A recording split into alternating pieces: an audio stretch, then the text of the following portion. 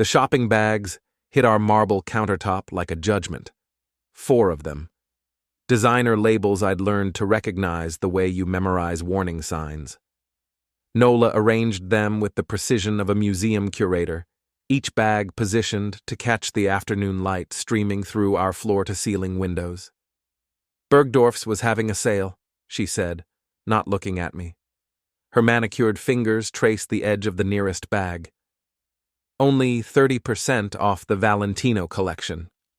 I sipped my coffee and watched her perform this ritual. 3 years of marriage had taught me to read the signs, the way she avoided eye contact, the defensive tilt of her shoulders, the casual mention of percentages as if mathematics could justify the unjustifiable. How much? I asked. Does it matter? She finally met my gaze, her green eyes flashing with that familiar mixture of defiance and entitlement. You make good money, Silas. We both know that. I did make good money. Senior IT consultant for financial services companies, specializing in cybersecurity architecture. 6 figures, solid benefits, the kind of stability that should have been enough for any reasonable person. But Nola had never been reasonable about money. She pulled out her phone and began photographing the bags, arranging them for her Instagram story. The afternoon light caught the diamond tennis bracelet I'd bought her for our anniversary, the one she'd insisted was too small compared to what her friends wore. I've been thinking, she said, still focused on her phone screen, about us, about where we're heading. Something in her tone made me set down my coffee cup. This wasn't about shopping bags anymore. We want different things, Silas.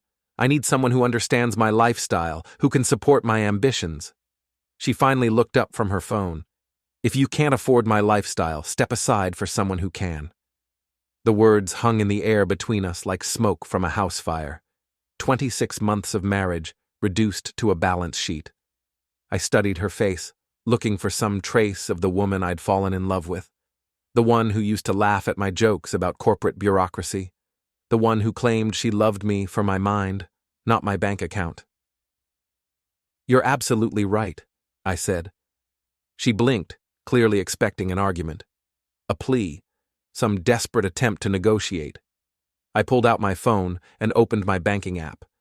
3 supplementary credit cards in her name, combined limit of $94,000, monthly charges averaging $12,000. I'd added her to my accounts during what I now recognized as the infatuation phase of our relationship. What are you doing? She asked. Taking your advice. I navigated to the account management section. Card removal required a phone call during business hours. I glanced at my watch. 2:15 p.m. Perfect timing. Silas, don't be dramatic. We can discuss this like adults. But I was already dialing the customer service number. The automated system recognized my voice and connected me to a representative within 30 seconds. Yes, I need to remove an authorized user from my accounts, I said, watching Nola's expression shift from confusion to alarm. All cards associated with Nola Vero. Immediate termination. Silas, stop. You're being ridiculous. The representative asked for my security information. I provided it while maintaining eye contact with my wife. Her face had gone pale beneath her carefully applied makeup. Yes, I understand the cards will be deactivated within 1 hour, I told the representative. Thank you. I ended the call and set my phone on the counter. There, I said. Problem solved. You're free to find someone who can afford your lifestyle. Nola stared at me like I'd just spoken in ancient Greek. You can't be serious. You said it yourself. We want different things. I want a partner. You want a sponsor. I finished my coffee and rinsed the cup in the sink. I'm not interested in being anyone's ATM. She grabbed my arm as I moved toward the hallway. Silas, we need to talk about this. You can't just what? Respect your clearly stated preferences? I gently removed her hand from my arm. You've made your position crystal clear, Nola. I'm simply accommodating your request. The shopping bags seemed to mock us both from their position on the counter. 30% off a lifestyle I was no longer willing to subsidize. "I have dinner plans tonight," she said, her voice taking on that brittle quality I'd learned to recognize as barely controlled panic. "I'm sure you do. At Marcel's. The reservation is already made." Marcel's. The kind of restaurant where appetizers cost more than most people spend on groceries in a week. The kind of place Nola loved to be seen, photographing her food for social media while complaining about the service. "Then you'd better call ahead and make sure they accept whatever payment method your dinner companion prefers," I said. She stared at me for a long moment, searching my face for some sign of weakness, some indication that this was an elaborate bluff designed to win an argument. "Fine," she said finally, "if that's how you want to play this." She grabbed her purse and keys, leaving the shopping bags on the counter like evidence of a crime. The front door slammed behind her with enough force to rattle the windows. I stood in the sudden silence of our apartment, surrounded by the material evidence of our failed marriage, the designer furniture she'd insisted we needed, the artwork she'd purchased without consulting me, the lifestyle accessories that had gradually transformed our home into a showroom. My phone buzzed with a text message from my coworker, Elliot. "Still on for drinks after work? Need to hear about the quarterly budget meeting," I typed back. "Rain check, having an interesting evening at home." The next few hours would tell me everything I needed to know about my wife's true priorities, and about the mysterious someone who could supposedly afford what I couldn't. I settled into my home office and opened my laptop. If Nola wanted to play financial hardball, she'd chosen the wrong opponent. 3 years in cybersecurity had taught me that information was the most valuable currency of all, and I was about to become very wealthy indeed. The decline alert reached my phone at exactly 8:47 p.m. I was reviewing client proposals in my home office when the notification chimed. Location: Marcel's. Amount attempted: 1,847. Transaction denied due to insufficient available credit. I smiled and took a screenshot. Nola's call came 6 minutes later. The ringtone, some pop song she'd downloaded, seemed almost cheerful against the evening quiet of our apartment. "Silas."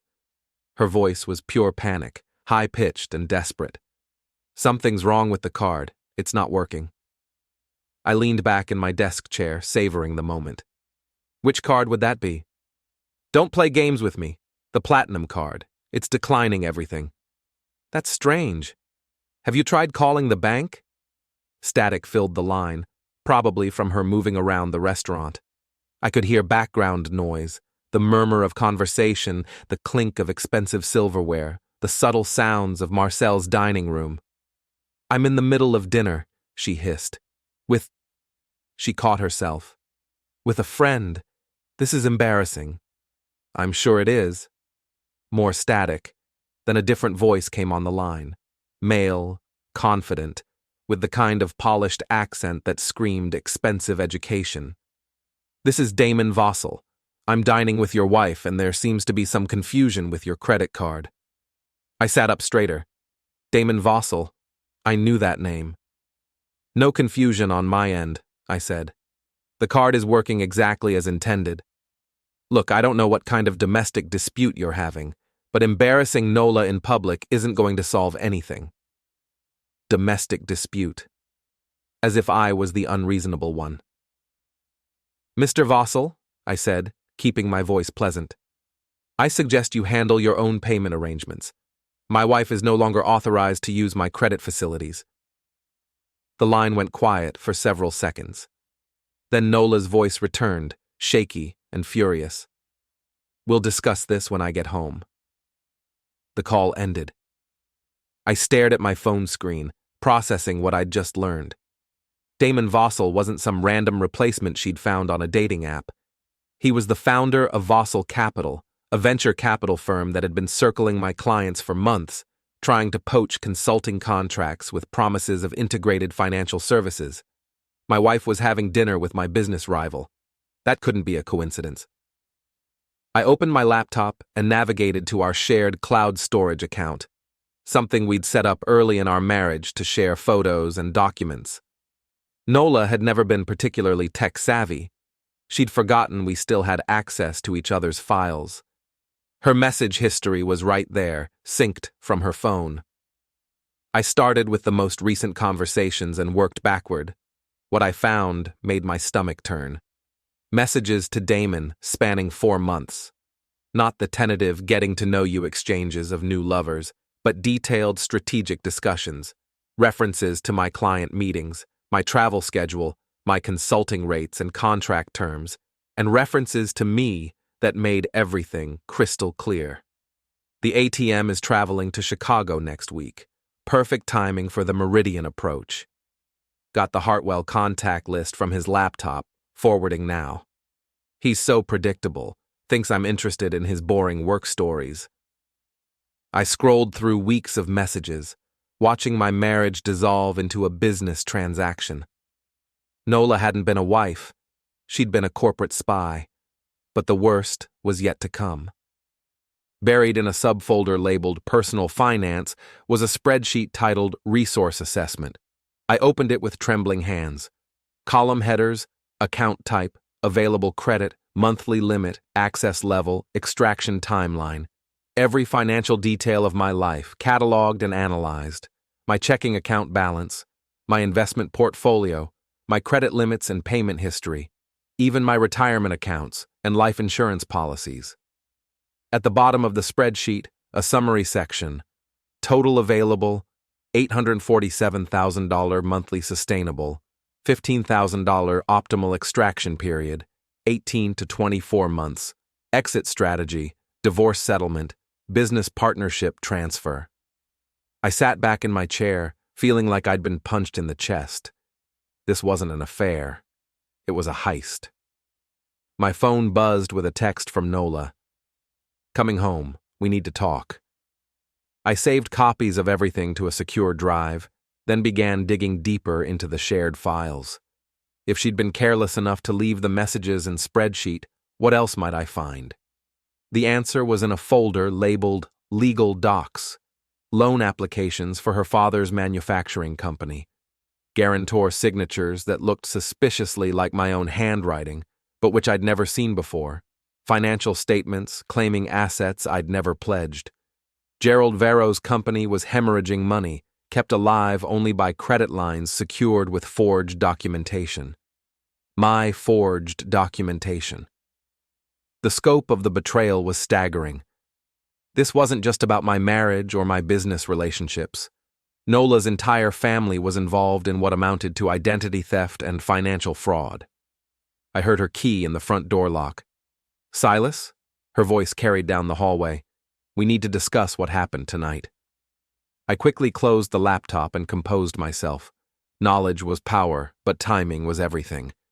Nola thought she was dealing with the same naive husband who'd been funding her lifestyle for 3 years.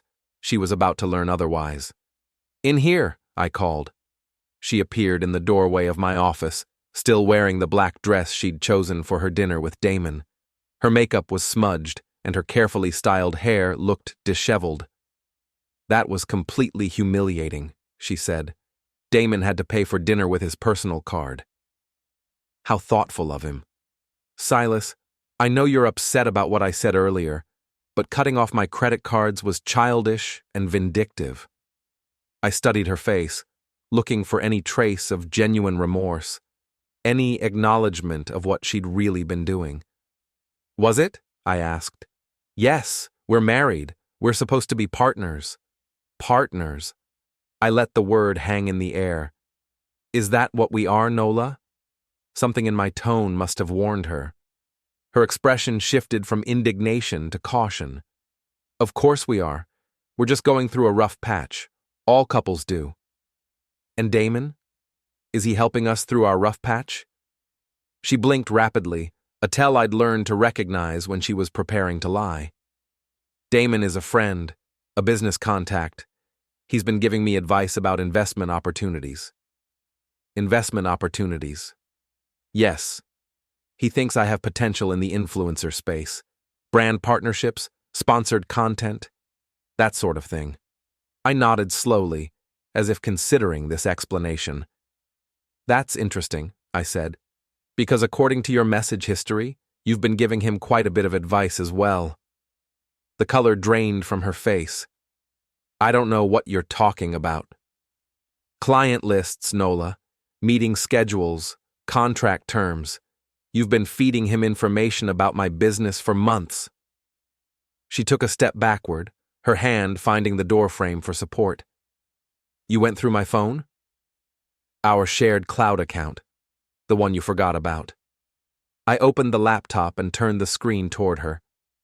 Would you like to review your resource assessment spreadsheet? I found it quite illuminating. She stared at the screen, her mouth opening and closing without sound. Silas, I can explain. I'm sure you can, but I'm not interested in explanations. I'm interested in solutions. Solutions? I closed the laptop and stood up. You're absolutely right about one thing, Nola. We do want different things. You want a mark, I want a wife. Since we can't both get what we want, one of us needs to adjust our expectations. It's not what you think. It's exactly what I think. The question is, what are we going to do about it? She stared at me, and for the first time in our marriage, I saw something new in her expression, not anger or entitlement or manipulation. Fear. What do you want? She asked quietly. I smiled. I want to see how this plays out. You've made your choice, Nola. Now you get to live with the consequences. The next morning brought fresh revelations and new opportunities for creative problem solving. I woke to find Nola's side of the bed empty and cold. She'd apparently spent the night in our guest room, avoiding the conversation we both knew was coming. I could hear her moving around the kitchen, probably making the protein smoothie that constituted her daily breakfast. My phone showed 3 missed calls from unknown numbers and a text message from Elliot. Coffee before work? Something big happened with the Meridian account. Meridian, one of the clients Nola had mentioned in her messages to Damon. I dressed quickly and headed to the kitchen. Nola was perched on a bar stool, scrolling through her phone while sipping her smoothie. She'd already applied full makeup and styled her hair, as if armor could protect her from what was coming. Good morning, I said pleasantly. She looked up, her expression wary. Morning. I poured coffee and checked my email while she watched me with obvious anxiety. 3 new client inquiries had come in overnight, including one from a company I'd never heard of before. Silas, she said finally. About last night. Water under the bridge, I said. You were right. We want different things. I was upset. I said things I didn't mean. Did you? Because your message history suggests otherwise. She set down her smoothie with shaking hands. What are you going to do? About what? About everything. The messages. The spreadsheet. I considered the question while adding cream to my coffee. What was I going to do? The old Silas, the one who'd spent 3 years funding her lifestyle while she plotted behind his back, might have demanded apologies and explanations, might have tried to salvage something from the wreckage of their marriage. But that Silas had been operating with incomplete information. I'm going to let you make your own choices, I said, just like you've been doing. What does that mean? It means I'm done being your safety net. You want independence? You've got it. I finished my coffee and grabbed my laptop bag. I'll be working late tonight. Client emergency. Silas, wait. But I was already heading for the door. Elliot was waiting at our usual coffee shop, a small place near my office that served decent espresso and minded its own business. He looked agitated, which was unusual for someone who'd spent 15 years in corporate consulting. You're not going to believe what happened yesterday, he said as I sat down. Try me. Vossel Capital made a play for Meridian, came in with a proposal that matched our service scope almost exactly, but with integrated financing options. He leaned forward. They knew details about our contract that should have been confidential. I sipped my coffee and tried to look surprised. Industrial espionage? Has to be, but I can't figure out how they got the information. Our security protocols are solid. What did Meridian say? They're considering both proposals. But Silas, here's the weird part. Vossel's presentation included client references that were obviously based on our work. They're essentially taking credit for our results. I nodded sympathetically while my mind raced through possibilities. Nola had access to my laptop, my files, even my client communications. She'd been the perfect inside source, and Damon had been smart enough to exploit that access systematically. Any idea how we should respond? Elliot asked. Let me think about it, I said. There might be options we haven't considered. After Elliot left for the office, I remained at the coffee shop and opened my laptop. Time to explore the full extent of Nola's betrayal and the opportunities it might create. The shared cloud account contained months of correspondence between Nola and Damon, but also communications with other people I didn't recognize. Her friend Mia, who I'd met at a few social events, her father Gerald, even her sister in California.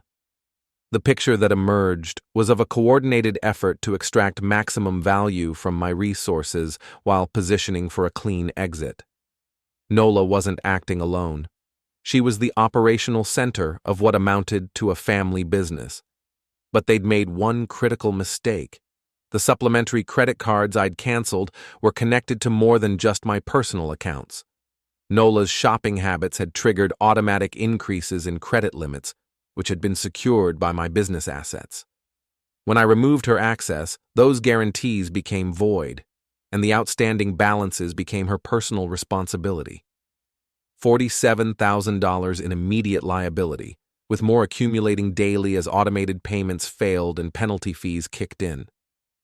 I opened a new browser window and navigated to my bank's business services portal. The loan documents for Gerald's company were listed in my account profile, complete with electronic signatures that I'd never authorized. But here's what Nola and her family hadn't understood about modern banking. Everything was recorded. Every login, every document access, every signature event. The digital trail would show exactly when those documents had been signed, from which devices, and using whose credentials. My credentials, accessed from my home computer, during hours when I was provably at client sites. I made a few phone calls and scheduled some meetings. By the end of the week, Gerald's company would be facing a credit review that would expose the forged documentation. Nola would be personally liable for debts she'd assumed were safely hidden in my accounts. And Damon would discover that his inside source had become a significant liability. My phone buzzed with a text from Nola. "Can we have dinner tonight? I want to fix this." I typed back, "Working late, client emergency." Another text arrived immediately. "Which client?" I smiled and put the phone away without responding. Let her wonder. Let her worry. Let her start to understand what it felt like to operate without complete information. That evening, I worked late as promised, but not on client business. I spent 4 hours documenting every piece of evidence I'd found, creating a comprehensive timeline of Nola's activities and their impact on my business relationships. When I finally arrived home at nearly midnight, the apartment was dark except for a single lamp in the living room. Nola was waiting on the couch, still dressed but with her makeup removed. She looked younger without the careful cosmetic armor and more vulnerable. "We need to talk," she said. "Do we?" "Silas, I know you're angry. You have every right to be. But we can work through this." I sat in the chair across from her, maintaining distance. "Work through what exactly?" "The misunderstanding, the problems we've been having." "Is that what you call it? A misunderstanding?"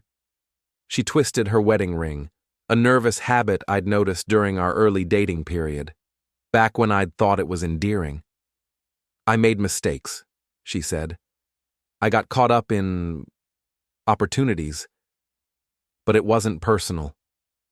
Wasn't personal." I let the words sink in. "Nola, you've been systematically stealing from me for months. You've compromised my business relationships and forged my signature on legal documents. How is that not personal? I never meant for it to go this far. Damon said it was just temporary, until my father's company stabilized. And then what? You'd magically become the devoted wife again? She looked down at her hands. I don't know. I wasn't thinking clearly. No, you were thinking very clearly. You just weren't thinking about me. The silence stretched between us, filled with the weight of 3 years of accumulated deception. What happens now? She asked finally. Now you get what you wanted. Independence. The chance to build a life with someone who can afford your lifestyle. Silas, the credit cards are canceled. The loan guarantees are being reviewed. Your father's company will need to find alternative financing. I stood up. You're free to pursue whatever opportunities Damon has offered you. He's not going to... She stopped herself. Not going to what? Support you without access to my resources? Her silence was answer enough.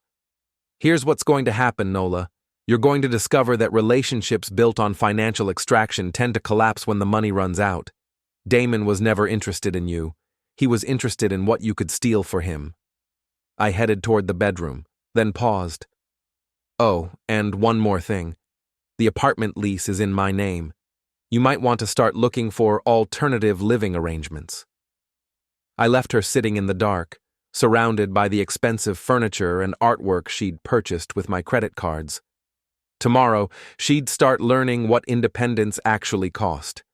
And I'd start learning what justice felt like.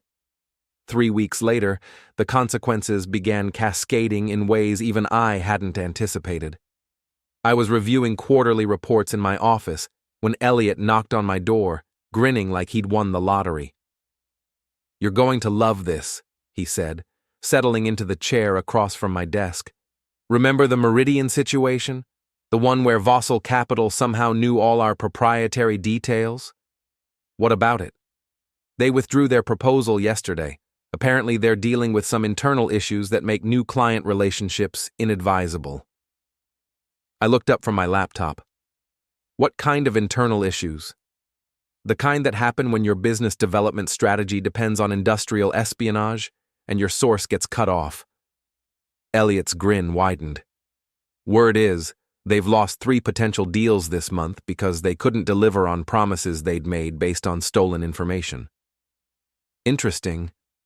It gets better. Damon Vossel's partners are asking uncomfortable questions about his recent client acquisition methods. Turns out, some of their existing clients have been receiving anonymous emails containing screenshots of internal communications discussing competitive intelligence gathering. I maintained a neutral expression while my mind processed this development. I hadn't sent any anonymous emails, but I could think of someone who might have access to Vossel Capital's internal communications. Any idea who's behind the leaks? No clue. But whoever it is has detailed knowledge of their operations and a serious grudge. After Elliot left, I considered the implications. Nola had been Damon's inside source, but she'd also been his confidant. She knew where the bodies were buried in his business practices. If their relationship had soured, which it inevitably would once her access to my resources disappeared, she might be motivated to share that knowledge. My phone buzzed with a text from an unknown number. Can we meet? Important information about mutual interests? M. Mia Rourke, Nola's friend from the social circuit. The one who'd been copied on some of the messages I'd found in the cloud account. I typed back, coffee shop on 5th Street, 1 hour. Mia was already waiting when I arrived, occupying a corner table with clear sight lines to both entrances. She'd always struck me as the smartest person in Nola's social circle, which admittedly wasn't a high bar to clear. Thank you for meeting me, she said as I sat down. What can I do for you, Mia? It's more about what I can do for you. She slid a manila envelope across the table. Information you might find useful. I opened the envelope.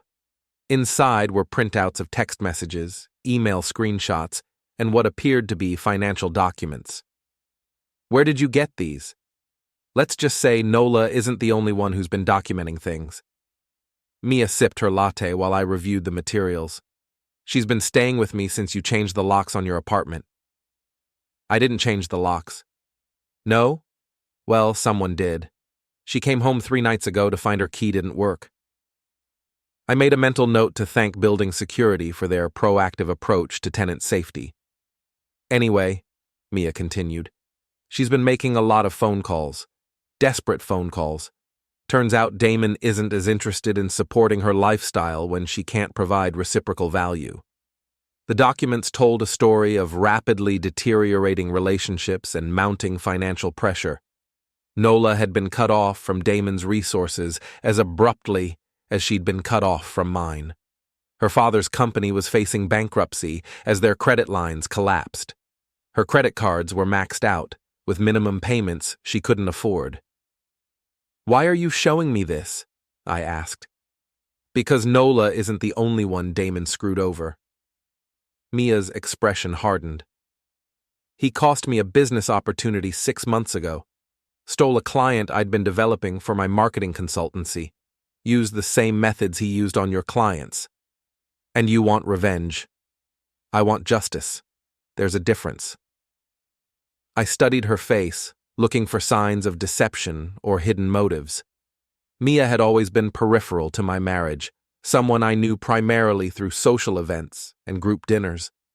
But the documents she'd provided were genuine, and her grievance against Damon seemed legitimate.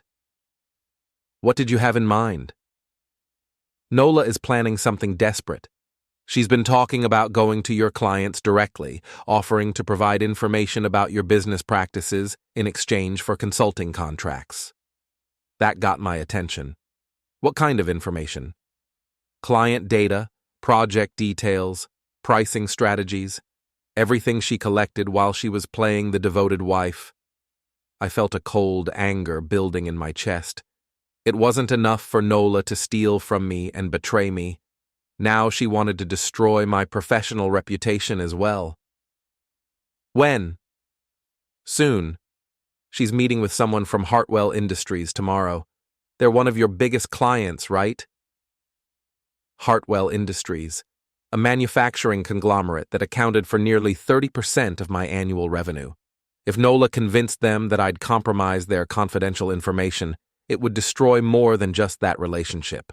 Word would spread through the industry within days. What do you want in return for this information? Mia smiled.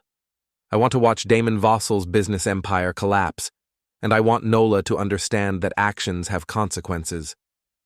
Those are ambitious goals. I'm an ambitious person. The question is, are you interested in a partnership? I considered her proposal while reviewing the documents again. Mia had access to information I couldn't obtain on my own. She understood the social dynamics of Nola's world in ways I never had. And she had her own reasons for wanting to see both Nola and Damon face consequences for their actions. What kind of partnership? The kind where we pool our resources and coordinate our efforts. You have financial leverage and technical skills. I have social connections and inside information. Together, we can ensure that everyone gets exactly what they deserve. I looked at Mia with new respect. Beneath the social butterfly exterior was a strategic mind that had been carefully observing and planning. All right, I said, let's discuss terms. Over the next hour, we developed a comprehensive plan that would address both our objectives while ensuring that Nola and Damon faced appropriate consequences for their actions. It was elegant in its simplicity and devastating in its potential impact. By the time I left the coffee shop, I had a new ally and a clear path forward. Nola wanted to play hardball. She was about to discover that she'd chosen the wrong league. 2 months after our partnership began, Mia and I had orchestrated a systematic dismantling of both Nola's schemes and Damon's business practices. But the final confrontation came sooner than expected, and in a way that surprised us both. I was working late in my home office, the new apartment I'd rented after selling the one Nola and I had shared, when my building's security system chimed. Someone was at the front entrance, requesting access. The security monitor showed two figures, Nola and Damon, both looking desperate and disheveled. I pressed the intercom button. "Can I help you?" "Silas, we need to talk." Nola's voice was strained, barely recognizable. "Please, it's important." I considered ignoring them, but curiosity won out. "Come up." I buzzed them in and waited by my apartment door. When the elevator opened, the people who emerged bore little resemblance to the polished, confident pair who'd humiliated me at Marcel's restaurant months earlier. Nola looked haggard, her designer clothes wrinkled, and her hair unkempt. Damon appeared even worse, with dark circles under his eyes and the pallor of someone who hadn't been sleeping. "Thank you for seeing us," Nola said as they entered my apartment. "This is a nice place," Damon added, looking around at my deliberately modest furnishings. "Smaller than your old apartment." "It suits my needs," I said. "What do you want?" They exchanged glances, some silent communication passing between them. "We know what you've been doing," Nola said finally. "Do you?" "The credit reviews, the anonymous emails, the leaked documents. You've been systematically destroying our lives." I settled into my desk chair and gestured for them to take the couch. "Your lives seem to be destroying themselves. I'm just observing the process." "Don't play innocent," Damon said. "My business is in ruins because of your campaign against us." "Your business is in ruins because it was built on stolen information and fraudulent practices. I simply removed your access to my resources." "It's more than that," Nola insisted. "Someone's been feeding our competitors inside information about our activities. Someone with detailed knowledge of our operations." I nodded thoughtfully. "That does sound problematic. Have you considered that your business model might be fundamentally flawed?" "We want to make a deal," Damon said. "What kind of deal?" "We'll disappear," Nola said. "Leave the city, start over somewhere else. In exchange, you stop whatever you're doing to sabotage us." I laughed, genuinely amused by the proposal. "You want me to pay you to go away?" "We're not asking for money," Damon said quickly. "Just cessation of hostilities." "Hostilities!" I repeated the word, tasting its implications. "Is that what you call it when someone stops enabling your theft and fraud?" "Silas, please." Nola's voice cracked with desperation. "I know I hurt you. I know what I did was wrong. But this has gone far enough." "Has it? Because from my perspective, we're just getting started." I pulled out my phone and opened the voice recording app. "Tell me something, Nola. How many of my clients did you contact with offers to sell confidential information?" Her face went pale. "I don't know what you're talking about." "Hartwell Industries, Meridian Financial, Cascade Technologies. Should I continue?" "Those were just exploratory conversations. Exploratory conversations about corporate espionage and trade secret theft." Damon shifted uncomfortably on the couch. "Look, maybe we all made mistakes." "We?" I stood up, feeling anger surge through me for the first time in months. "What mistakes did I make, Damon? Trusting my wife? Providing financial support for her lifestyle? Failing to notice that she was stealing from me to fund your business ventures?" "You're right," Nola said quickly. "You didn't do anything wrong. This is all on us." Finally, some honesty. I walked to the window and looked out at the city lights. Behind me, I could hear them whispering to each other, probably planning their next approach. "Here's what's going to happen," I said, without turning around. "You're going to leave my apartment and never contact me again. You're going to find legitimate ways to support yourselves that don't involve theft, fraud, or industrial espionage. And you're going to live with the consequences of the choices you've made." "And if we don't?" Damon asked. I turned to face them. "Then you'll discover that everything you've experienced so far has been remarkably gentle compared to what I'm capable of when properly motivated." "You can't threaten us," Nola said, but her voice lacked conviction. "I'm not threatening you. I'm explaining reality. You built your relationship and your business on a foundation of lies and theft. When that foundation collapsed, everything built on top of it collapsed as well. That's not revenge. That's physics. They sat in silence for several minutes, processing the finality of my position. "What about my father's company?" Nola asked finally. "What about it?" "The loan guarantees you had withdrawn. He's facing bankruptcy." "Then he should have been more careful about whose signature he forged on legal documents." "He was desperate. The company has been in trouble for years. And his solution was to commit fraud using my identity. I'm sure the bankruptcy court will take his desperation into account."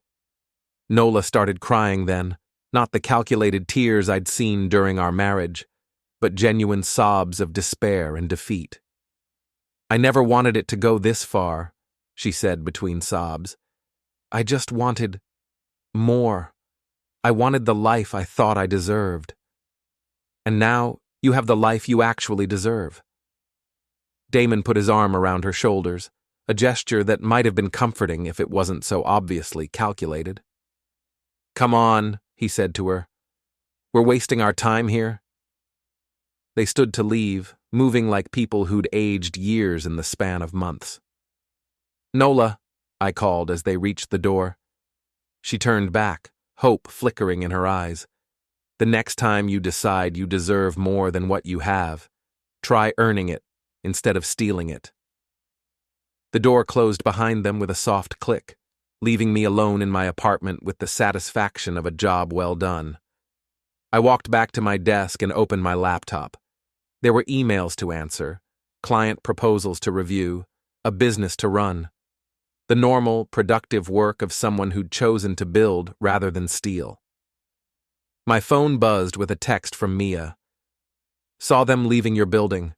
How did it go?" I typed back, "Exactly as expected. Justice served." "What's next?" I considered the question while looking out at the city lights. What was next? I had my business, my reputation, and my self-respect. I had allies like Mia who understood the value of strategic thinking and appropriate consequences. I had a future that belonged entirely to me. "Now we get back to our lives," I typed, "the real ones." I set the phone aside and returned to my work. Outside, the city continued its relentless pace, full of people making choices and living with consequences. Some of them were building something worthwhile. Others were tearing down what others had built. I knew which category I belonged to, and for the first time in years, that was enough.